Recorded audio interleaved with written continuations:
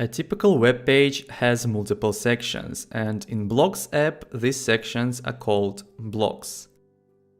Navigation section is a navigation block, banner section is a banner block, and Futures section is a Futures block. And same can be said about all of the sections we have on our website. When you open Blocs app on your computer for the first time, you will see that we have a number of pre-installed blocks, and we can also download and install the custom blocks from third-party developers. There are two types of blocks available. The first type is the structure, and the second type is the content block. And the structure blocks are basically the empty placeholder blocks which only have the columns inside, which we can fill with the content later.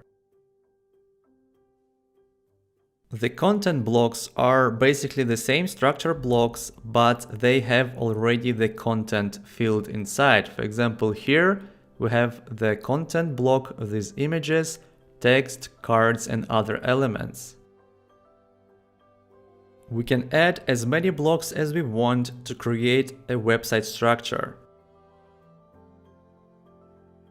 We can place blocks to the footer area under the blue line, as well as the header area above the blue line. And these areas will be the same on all pages.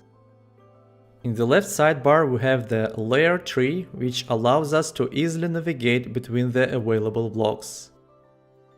We can customize the blocks any way we want, and we can move them around using the layer tree. We can easily duplicate them using the Command D shortcuts. We can delete the block using this trash icon, and even save them to our computer to use in other projects.